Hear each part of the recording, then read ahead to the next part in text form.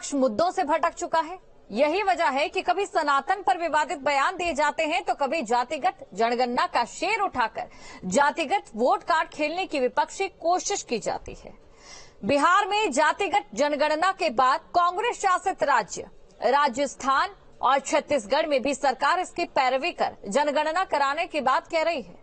उधर कांग्रेस महासचिव जयराम रमेश सवाल खड़े कर रहे हैं कि आखिर बीजेपी शासित राज्य इसके पक्षधर क्यों नहीं। लेकिन सबसे बड़ा सवाल ये है कि क्या विपक्ष के पास मुद्दों की कमी है जो इन भावनात्मक मुद्दों को छेड़ रहा है। आखिर विपक्ष के दिल में है क्या।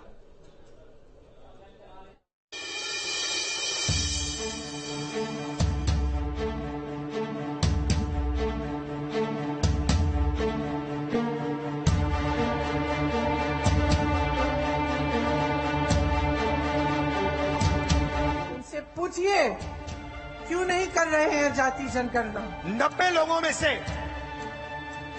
सिर्फ 3 लोग ओबीसी समाज के हैं। पिछले महीने जब स्टालिन ने सनातन पर विवादित टिप्पणी की थी तब ये अंदाजा हो गया था कि ये विवाद चंद दिनों का नहीं है, बल्कि ये विवाद आने वाले लोकसभा चुनाव में जमकर गूंजेगा। इस बयान के बाद सीएम योगी आदित्यनाथ से लेकर बीजेपी के दूसरे बड़े नेताओं, बीजेपी आईटी सेल, केंद्रीय गृह मंत्री अमित शाह और पीएम नरेंद्र मोदी तक ने विपक्ष को घमंडी करार दिया था। उधर कुछ ही समय पहले विपक्ष ने केंद्र सरकार को महंगाई और बेरोजगारी के मुद्दे पर घेरना शुरू किया था, लेकिन जैसे जैसे चुनाव करीब आ रहे हैं पूरा मामला एक बार फिर सनातन धर्म, हिंदुत्व, अगड़ा पिछड़ा, दलित, आदिवासी जैसे जातिगत समीकरणों जैसे भावनात्मक मुद्दों में उलझता हुआ नजर आ रहा है। 90 लोगों में से सिर्फ 3 लोग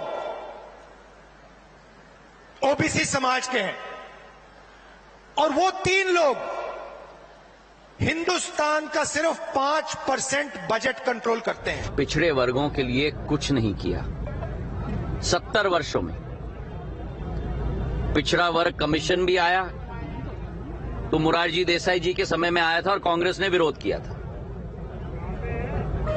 लागू हुआ तो वीपी सिंह जी की सरकार के समय में हुआ था, कांग्रेस ने विरोध किया था। अगर किसी ने किया है अनुसूचित जाति, जनजाति और पिछड़े वर्ग के लिए तो प्रधानमंत्री जी ने किया है, जहां 60% मंत्रिमंडल के सदस्य पिछड़े वर्ग और अनुसूचित जाति और जनजाति वर्ग से आते हैं प्रधानमंत्री जी के मंत्रिमंडल में।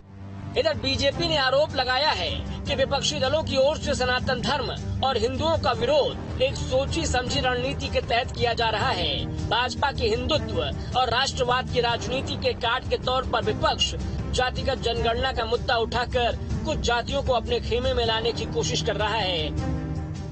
विरोधी लोगों को देश ने 6 दशक दिए थे। 60 साल कोई कम समय नहीं होता है। अगर 9 साल में इतना काम हो सकता है तो 60 साल में कितना हो सकता था।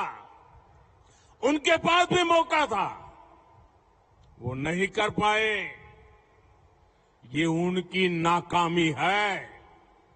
वो तब भी गरीबों की भावनाओं से खेलते थे, आज भी वही खेल खेल रहे हैं। वो तब भी जात पात के नाम पर समाज को बांटते थे, आज भी वही पाप कर रहे हैं।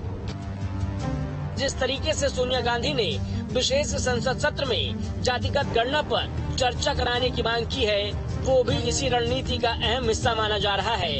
इन परिस्थितियों में सबसे बड़ा सवाल यही है कि क्या पूरा चुनाव अब इन्हीं भावनात्मक मुद्दों पर केंद्रित होगा और महंगाई, बेरोजगारी जैसे मुद्दे पीछे छूट जाएंगे। D news state.